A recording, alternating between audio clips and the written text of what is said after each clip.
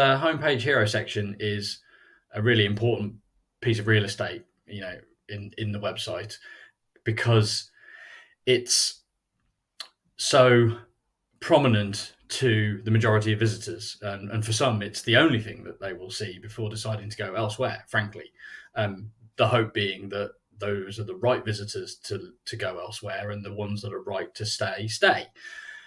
It's easy to get it right, but a lot of people don't, because they get caught up in their own process and their own creativity, and there's a fear in some people of looking the same as others. But in reality, there are some very simple conventions that will, for the time being, always perform best or better than anything else you can come up with, which is, the homepage hero section is what your visitor sees the first second when they arrive on your website. And for the majority of those, it's their first visit to your website. So the content of it has got to be aligned to the first time visitor and the first few seconds of their visit.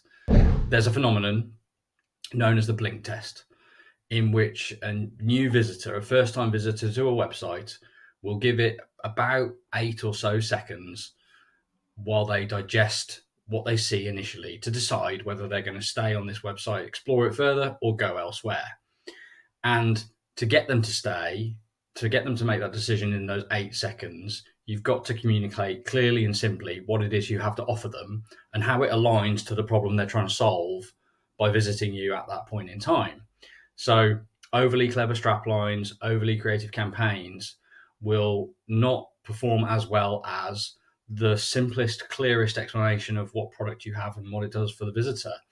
And you need to support that with your imagery, if possible, in a way that quickly and at a glance, confirms or at least improves the understanding of the visitor of what that hero section contains in terms of text. So product imagery or photography is very good, very powerful.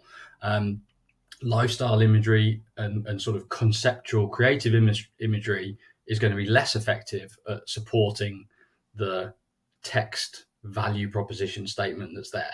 So in images and in text, you want to get across what it is you have to offer and why they should stay on the site. You've then got a few options what you can do around that. It's very common to have calls to action in that hero section on that homepage. It's tricky to get that call to action right, though. Typically, the performance in terms of how many visitors click on them and use them to go elsewhere will be disappointing, because the majority of visitors are not ready to click on a call to action, particularly one that takes them straight to the bottom of the funnel when they're just consuming what the header section, what the hero section tells them. So you might find that if you put a book a demo or take a trial CTA there, it doesn't perform nearly as well as the same one in the navigation or elsewhere on the site. There's not a lot of study done on it, but one test actually did find that no CTA in the hero section improved the overall website conversion rate by a measurable amount. And so I think it's always worth trying that. But ultimately, use CTAs that you think will help the visitor on their journey to the next logical page, be it a product tour or a key product page. And you can have one that points to the bottom of the funnel conversion offer if you so wish, but don't expect, earth-shattering results from those placements, but they won't detract either. So you can go ahead and test different things. Beyond that, movement probably a no-no generally, because movement simply distracts the human brain from reading what's on the page. And so it's very hard to use movement in a way that improves the visitor's understanding of what you're trying to communicate to them. So, fast moving animations, heavy video probably is going to harm rather than help your results. But you can put some embellishment around your content as long as it isn't overly distracting and overly complicated, because again, visitors are going to give you just a few seconds while they consume what's there to decide if this is the website for them or not.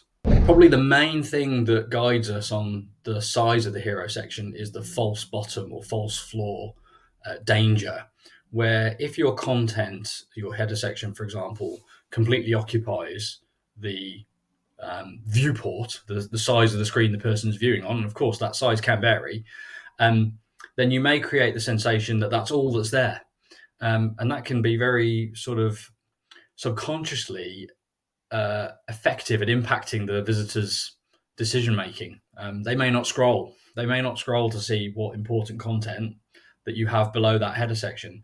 So I am typically in favor of letting your header, your homepage hero section, take up what feels like a natural amount of space for it, but not forcing it to fill your entire screen, not least because the screen you're using won't be the same screen as all your visitors. It's possible with development techniques to actually ensure that the hero section perfectly occupies the screen, but it's probably counterproductive to do so because, again, visitors are really, really time poor and very keen to use every second effectively when they're on a website. So anything that gets them thinking that there's nothing to see below this section is probably worth avoiding. So yeah, I think give it space. Don't want clutter. You want clear white space around your content, but don't force it to be so big that it takes up the whole of the above the fold visible part of your page.